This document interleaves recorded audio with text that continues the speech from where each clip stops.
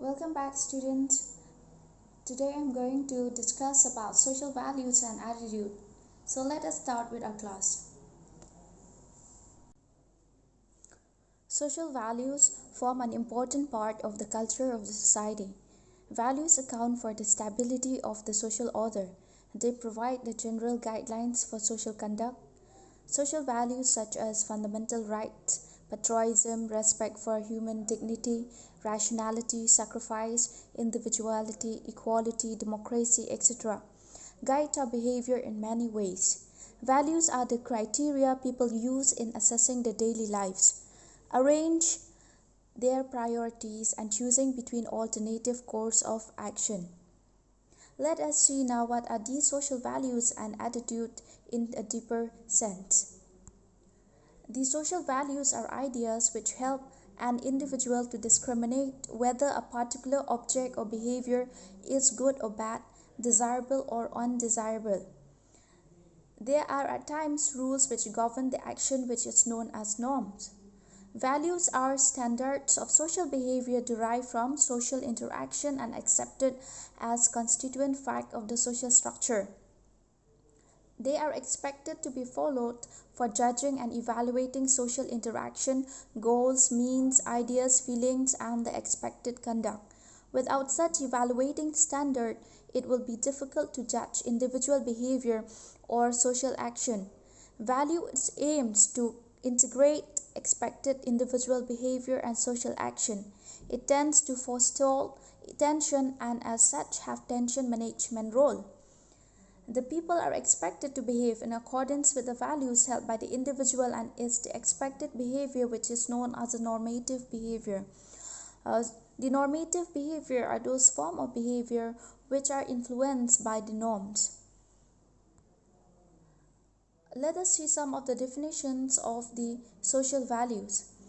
G.R. Leslie, R.F. Larson, and H.L. Gorman say, values are group conception of a relatively desirability of things. That means the values are the concepts which help us to extract or derive certain things. According to H.M. Johnson, values are general standards and may be regarded as higher order norms. Young and Mac write, values are assumption largely unconscious of what is right and important. So we choose to take the good things from the society and learn them.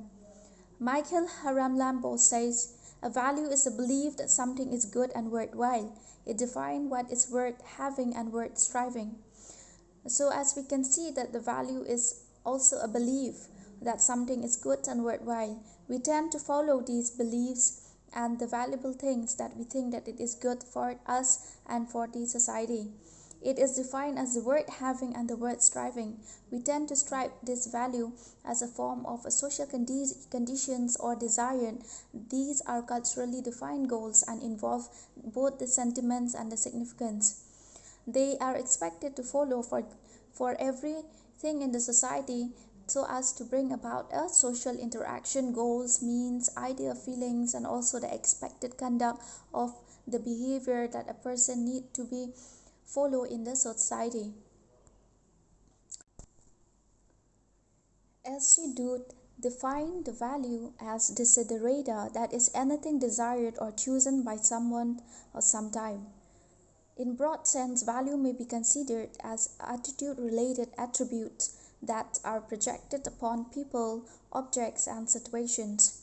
Since values sometimes give orientation or striving towards a given goal, it can be viewed as motive. Values are progressively formed in the lives of people and incorporated culture. They shape the society behavior to guarantee adequate coexistence between participants. These values provide the boundaries between what is right and what is wrong, what is permissible, prohibited, illegal, desirable, legitimate, or punishable, and only way that they can positively function is by a collective agreement, either explicit or implicit, that clarify rules in a way that everybody knows and understand the boundaries. The main aim of the social value is to keep the person well behaved in the society and according to the social conduct, and the person needs to behave accordingly because that is what the society is expected from each and every individual. Now let us see the functions of values. Values provide goals or ends for the members to aim for. Like I've said, the social values are also the form of goals and aims that an individual is having, and they are strived to achieve the goals and through their motives. Number two, values provide for stabilities and uniformities in group interaction. They hold the society together because they are shared in common.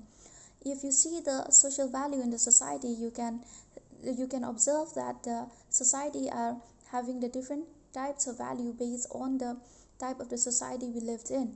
So these values are shared among the group of the society, the tribe, clans, and the people belonging to the same category of the same tribe people, or they are a group of people who share the common territories with each other. So the values might differ from one society to another society, but they are always shared among the members of the society in which they are together. Values bring legitimacy to the rules that govern specific activities. The rules are accepted as rules and followed mainly because they embody the values that most people accept. It is also the rules that govern specific activities. Like I've said, the value provides the boundary between what is right and what is wrong. Either it is prohibited, it is illegal, it is legitimate or punishable, and the only way that can be positively function is by the collective agreement. Then values bring about some kind of adjustment between different sets of rules. The people seek the same kind of ends or goals in different fields of their life. Hence, it is possible for them to modify the rules to help the pursuit of this end. So values can bring about a change in the sets of rules in which the people are expected to behave in the society. And the people seek the same kind of ends or goals, that is the same motive. The values might be different in the different type of the society, but then if the people are following the same values, they are strive towards one goals and one motive to achieve it at the end. Now let us see the type of values. Values may be classified in the different ways. According to Frankl, 1976, classified as moral value, deciding particular alternative as better than other because of its just or more human. Moral value are those type of value in which a person are expected to behave in a way that is acceptable in the society. A moral behavior is what we call as a moral value. The real value are those which are deciding based on the real world in terms of legal, aesthetic, etc. Anything that is happening around us within the environment is what we call as the real value. Then market value are those based on how much we can pay, value in terms of price. Then we have personal value based on one's likes and preference over things of the similar nature. These personal values are the individual preference towards certain things in the nature. Then instrumental value are those on which that help an individual to acquire the other values. That means it can be an honesty, a sincerity, a responsibility that help the person to achieve the other type of values like moral values, real values, and market values. These instrumental value are such type of values which support the other values in order to maintain or get their goals and objectives. Spranger classified the value as follows. Number 1, theoretical value. The theoretical value expressed in the urge for discovery of truth. This value is obtained from scientific logic under the science boundary with proof and which is not tested or experimentally done. Number 2, we have the economic values. The economic values based on the criterion of the usefulness.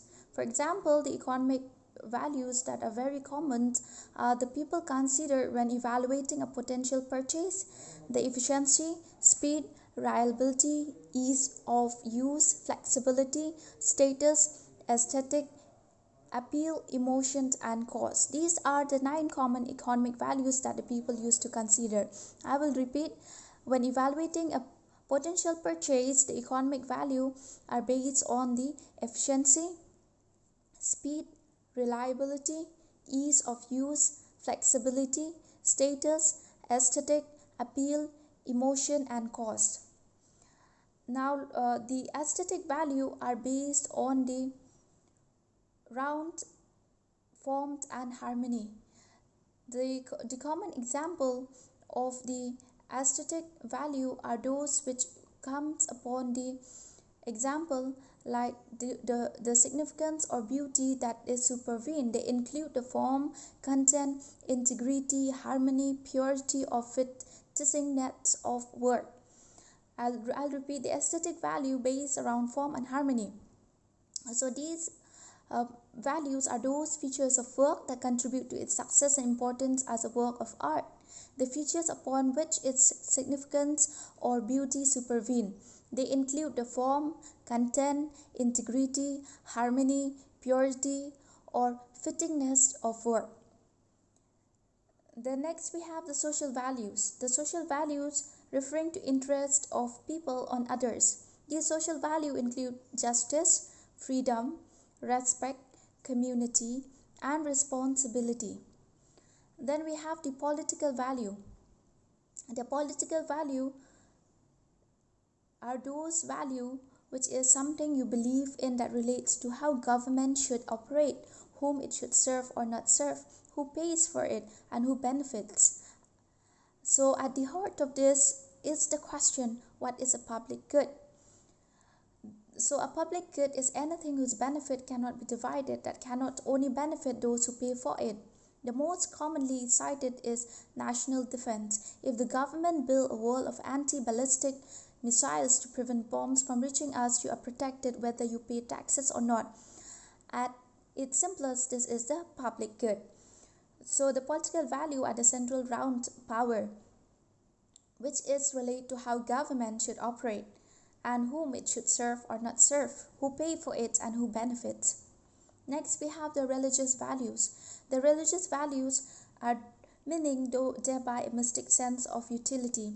The example like showing compassion to those in need, treating others of one would like to be treated, then continually learning and growing both spiritually and intellectually, being modest in your relationship with others, being respect and non-violence when interacting with others, being sincere, being grateful, being responsible, and so on and so forth. Now let us see the major values prevailing in our society. Number one is the importance of described status. Status of individual in a group is decided by the group to which he belongs. There is an established order of hierarchy of caste in Indian society. For example, a person born into a wealthy family has a high ascribed status based solely on the social network and economic advantages that one gains from being born into a family with more resources than others. These positions are occupied regardless of efforts or desire.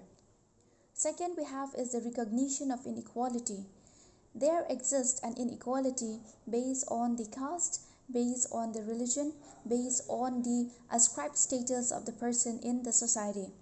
Then also we have the values like the patrilineal tendency, where the eldest male member of the family has the supreme power and tends to act automatically in any situations. Then the status of women. Though there is a tendency to give greater respect, they are still inferior to men. Then charity. There is a religious significance and approval for giving of alms. A person with a charitable disposition is respected. If a person can give more alms or sharing of money or food to the poor and to the needy, a person is considered to us very respectable. Then we have the tendency of non-violence. Killing of animal except for the purpose of food is considered to be immoral. It sometimes brings a conflict. Number 7, respect to old age and elders. They are generally given respect and recognition as compared to the younger or younger generation or the children. Number 8, we have the religious attitude. Religious attitude. People in the rural areas are more religious. So the values about a religious belief and attitude is that we tend to believe or find it valuable to the people in the rural areas that these people are more religious as compared to the people in the urban areas. Knowing our values help us achieve clarity regarding why we do what we do and accordingly stay on track and live a consistent life. All our actions and decisions are affected by our values. Now let us see what are the desired new values. Number one is equal status to all. In the society, we see that the social status is a measurement of the social value. More specifically, it refers to the relative level of respect, honor, assumed competence, and deference accorded to people, groups, and organizations in the society. So we wanted to have an equal status irrespective of our cultural beliefs, our caste, creed, our genders, our ethnicity, and so on. Number two is the modification in the marriage norms by education on intercaste marriage. Number three, charitable disposition. The charitable disposition are the generous way in which we are giving to the needy. It is kind or lenient in one's attitude towards others. It is concerned with or involving charity. Example number one we have is the donation, irrespective of the eligibility of the vagrants, to be avoided and channelized to the needy and the welfare institution. That means we have to see the people who are more needy whenever we give a charitable disposition to that particular person. And also we have to see the condition of which type of people need the most when you give a charity to them. Then we have the attitude to non-violence. Our non-violence is to be rationalized. Animal spoiling food crops should be prohibited. Rationalize simply means that if you try to rationalize your attitude or action that are difficult to accept, you think of a reason to justify or explain them. Then we have the respect for the elders and old and due consideration for the younger generation. Everybody needs an equal respect and a reciprocal form of a respect towards each other, not only based on the age or the elders should be always respect in all forms or ways in which we are in the society. Even the younger generation also need respect, and it should be reciprocal on both the part of the elders and the younger generation. Then we have religion and technology. Along with faith in religion, people have to develop faith in science and technology as well. Then some of the values found out in farmers are profitability and productivity. Farmers will always prefer the highest rank values for the adoption of the improved practices. The scientism was the lowest rank value for farming because farmers they aim higher only for the higher profit and the greater productivity. So scientism or the influence by science to the farmers will always have the lowest rank because they just aim for higher profit and greater productivity. Now let us see the roles of social values in agricultural extension. Scientific understanding of culture of people among whom extension work operates help to effective functioning by these workers. This is particularly significant in countries like India. For instance, piggery is not introduced in Muslim areas, poultry farming in Brahmin areas, and so on. Religious festival and other local functions form important part of the village life. Extension workers can look upon these festivals and meals are potentially useful for technology transfer through exhibition, demonstration, etc. It is generalized that greater success may be anticipated when a new improved practices is introduced in familiar terms, something that is already present in the culture. Now let us discuss about what is attitude. An attitude refers to a set of emotions, beliefs, and behaviors towards a particular object, person, things, or events. Attitudes are often the result of experience or upbringing, and they can have a powerful influence over behavior. While attitudes are enduring, they can also change. We can define attitude as a mental and neutral state of readiness organized through experience, exerting a directive of dynamic influence upon the individual's response to all objects with which it is related. A farmer may vote for a particular political party because he has been brought up to believe that it is the right party. it is a course of experience. He may learn something about the policies of that party. In that case, his attitude will probably change. As a result, he may be expected to vote in a different way. Knowledge, attitude, and behavior are then very closely linked. So what causes attitude change? There are varieties of ways in which your attitude can be changed. Some of the ways of attitude change are as follows: by obtaining new information from other people and mass media, resulting in change in cognitive component of a person's attitude. Attitudes may change through direct experience. Attitude may change through legislation, that is through laws and orders. An attitude of a person can change based on his group membership or reference group. One way to change the attitude is to modify one or the other. When we talk about the reference group, are those groups which we refer from them. We try to learn from them what the other groups are doing. Then attitude change differs with reference to the situation also. Attitude is therefore defined as a learned predisposition to responding a consistently favorable and unfavorable manner with respect to a given object. This attitude is therefore affects our behavior at different levels. It is more affected as compared to the social value, because the attitude are the established way of responding to people and situations that we learn based on our beliefs, values, and assumptions that we hold. How we respond to situation, our behavior can reflect our attitude. However, we can control our behavior in a way that does not reflect our beliefs and values, which to embrace a diverse culture and behavior as a successful manager, we have to adapt our behavior positively. There are some similarity between values and attitudes. These are, let me just discuss a bit of the similarity so that you will understand more about how these two are similar with each other. Number one is values and attitudes are two important variables influencing the cognitive process and behavior. That is the way of thinking. Both these are important. They are like variables which influence our process of thinking and our behavior. Both they are learned and acquired essentially from the same sources. That is from the experiences, from the environment, from the situation that we live in. They endure and are resistant to change. These two are resistant to change and they depend on the situations. They are not permanent in nature. They have a reciprocal influence and are used interchangeably. So they have a reciprocal feelings, they influence towards certain things. Your values and attitudes influence towards each other, and they are used in a way that the people are acting towards their situation and our behaviors. The situation which is our values can affect our behavior, and that can reflect our attitude.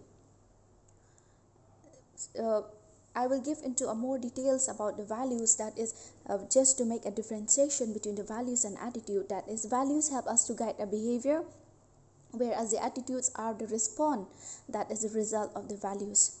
Values, they decide what we think as for right or good, wrong or unjust.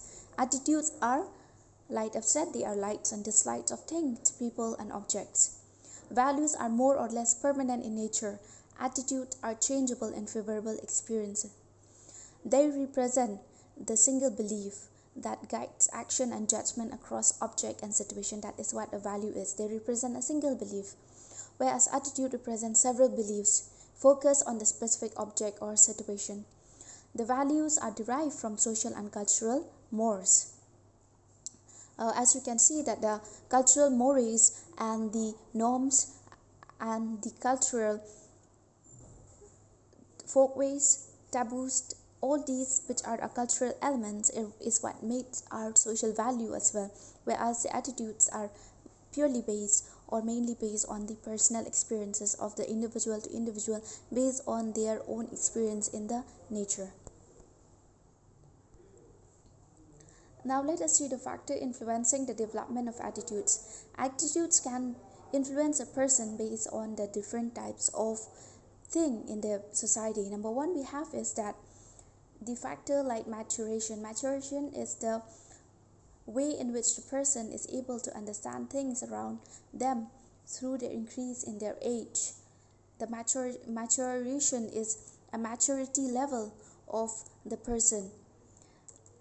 The young child has only a very limited capacity for understanding the world about him, and he is consequently incapable of forming attitudes about remote or complex or abstract things or problems. At about the mental age of 12 years, the child begins to understand abstract terms such as pity and justice, and his capacity for both inductive and deductive reasoning shows a marked and continuous increase during adolescence.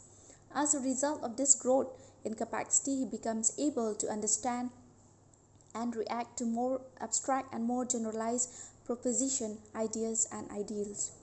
At the age of 4 or 5 years, three characteristics especially deserve mention. They are curiosity, central suggestibility, and independence. The child at this age is likely to express his curiosity by asking an endless series of questions. So as you can see, maturity is ability to respond to the environment, being aware of the correct time and occasion to behave, and knowing when to act according to the circumstances and culture of the society one lives in. Next, we have the physical factors. Clinical psychologists have generally recognized that physical health and vitality are important factors in determining adjustment, and frequently it has been found that malnutrition or disease or accidents have interfered so seriously with normal development that serious behavior disturbances have followed. Number 3, we have the home influences. The family is the most powerful source of the formation of attitudes. The parents, your elder brothers or sister provide information about various things. Attitude development in individual, whether positive or negative, are the results of the family influence, which is very powerful and difficult to change. Then we have the social environment. The home environment is of the primary importance in the formation of the early attitudes, but we cannot deny of the fact that friends, associates, and the general social environment come to have an increasing influence as the child grows older and wider social contacts. The more you have a wider social contact, or your personal experience will help you leave a strong impression, because the attitude will be more easily formed when you have a direct experience with the people around you. In situations involving emotions, our appreciation will be more in-depth experience and longer traced. Next, we have the government. The forms of government seems to have a very important role to play in determining attitudes towards the government itself and towards other things. Next, we have is the movie pictures. Attendance on movie pictures constitutes another important possible influence in determination of attitudes. Thurstone concluded that films definitely change social attitudes, although only about 10% of the attitudes studied seems to be affected by movie attendance. Number 7, the teacher. Teacher can also influence the attitudes of the individual. Brown asked 300 graduates and undergraduate students in educational sociology to evaluate the various factors in their school experience that had been influential in the formation of personality and character traits. According to their judgment, the personalities of their teachers have been the most important single factor. 65.3% thought this influence had been good, but 33.3% thought it has been unfavorable. Only about 10% did not consider the teacher influence as important. So as you can see, based on this survey, based on this experiment, we can see that the teacher can help in influencing the behavior of the students in the classroom, and also help the student to develop or change their attitude accordingly. Next, we have the curriculum. Thorndike asked 155 teachers to rate 11 subjects that activities on the basis of what they considered the value of these to be or training of character. Teaching has the highest rank, but athletic sport come next. English, literature, and history have been best ranked for the regular school subject. Mathematics and foreign languages are ranked much lower. This indicates that the opinion of this group of teachers, literature and social sciences, have more influence than other subjects on the determination of attitudes. This seems a reasonable view, and it suggests that the units of work and the reading in these areas should be selected with particular reference to their probable influence on the attitude formed by the students. Next, we have the teaching methods. One of the categories in Brown's study was manner of presentation of subject matter. This was judged to have a favorable effect by 8.0% of the students and an unfavorable effect of 17.7%. So the teaching methods and how the teachers is using the different methods can create an interest and awareness among the students, and it can change their attitude. Here are some of the pictures that can help you to understand more of how you can develop an attitude.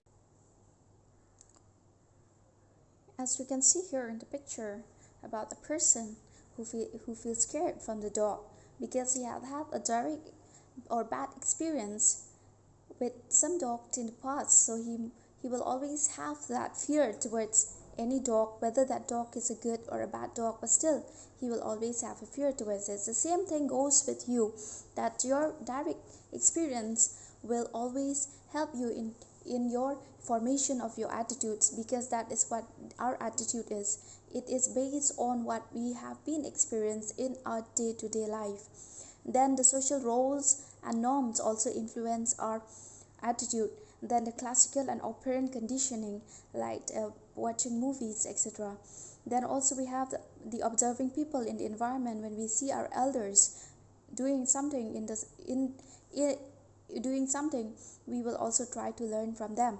So in such cases, our personal experience that we encounter, it involves in our emotion and also in appreciation, but will help us in more into depth experience and a longer trace, which means that our daily experience, our social norms and norms, and then the classical and operant conditioning, that we get the foundation of the emergence of the new cognitive attitudes toward it, and the observing people in the environment and what we see around us is what forms our attitude. Besides the mentioned attitude, there are some other type of factors like media, okay, or it can be prejudiced, or it can be a socio-economic situation and occupation. The socio-economic background also influence our present and future attitudes. The attitude reflects more than just positive or negative evaluation. They include our characteristics such as important, the certainty, the accessibility, and associated knowledge that we have. So in a nutshell, I can say that the attitudes are very important in our day-to-day life, and our experiences that we formed in our old way of our life is what forms our attitude. The components of attitude are cognitive component, that is your thoughts and beliefs about the subject; the affective component, how the object, person, issue, or events make you feel; and the behavior component, how attitude influence your behavior. These are the three components of attitude. Then development of attitude. Attitudes are not mere accident of individual experience. They result from day-to-day living in home, in school, and in community. Like I've mentioned, that attitude in a nutshell is that it is based on your individual experience. This results from your day-to-day living in home, in school, and the community. However, attitude children develop can be traced in part at least to the effect upon them of teacher perception and example. The challenge to teacher is that of helping the learners retain his identity, developing his individuality, and absorb a background of democratic culture. Theoretically, all education is aimed at helping learners develop to the full context of their ability and those attitudes that fit them for living constructively in the democratic society. The main aim of the education is to make the people to behave in a particular role or context.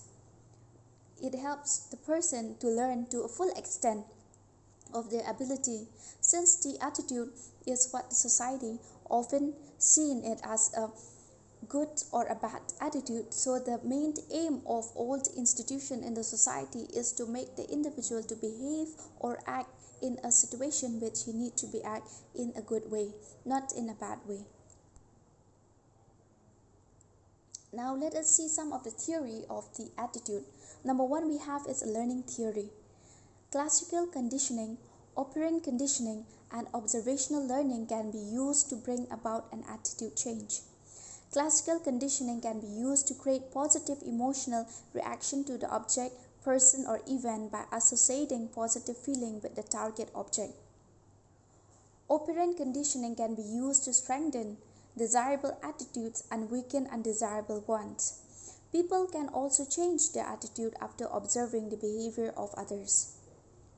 So in the learning theory, we can learn through the classical conditioning, through the operant conditioning, and the observational learning. Next, we have the elaboration likelihood theory. The elaboration likelihood theory suggested that people can alter their attitudes in two ways. First, they can be motivated to listen and think about the message, thus leading to an attitude shift. Or they might be influenced by the characteristic of the speaker, leading to the temporary or surface shifts in attitude. Messages that are thought-provoking and that appeal to the logic are more likely to lead to permanent changes in attitudes. Let's take an example of if your parents are giving you a lecture of how to behave and how to act well. They teach you a moral values in the society. If the message is very thoughtful and it is provoking to you, then it will be unlikely to accept it very easily by you, and it will be permanently and becomes a permanent attitude. But if you are not influenced by the characteristic of the person and by the message or by the way of listening, then your attitude will not be changed. Last but not the least, we have is the dissonance theory. As mentioned earlier, people can also change their attitudes when they have conflicting belief about a topic. In order to reduce the tension created by these incompatible beliefs, people often shift their attitude. The dissonance theory said that the people shift their attitude. Why? Because in order to reduce the tension created by the incompatible beliefs. So we have these three theories here. Number one, the learning theory, where the person learns through the classical conditioning, the operant conditioning, and the observational learning. Then second is the elaboration likelihood theory, which suggests that people can change the attitude. Your attitude can be changed when you listen and when you find motivated by the speakers. Then the dissonance theory said that your attitude can be changed based on the incompatible beliefs. That means they have a conflict towards a particular belief. That is why the attitude of the people change. So these are the references where you can read and get the full information about all the lesson that I am teaching you today.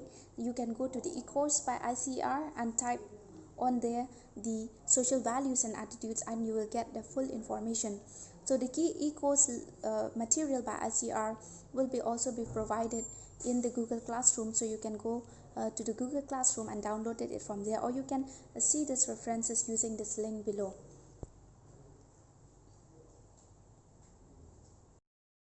So I hope you are clear with the concept of social values and attitudes. If you have any doubts and you are unclear with any of these information that I have given you, feel free to ask in the comment box and I will clarify all your doubts. Okay, until then, I'll see you in the next class.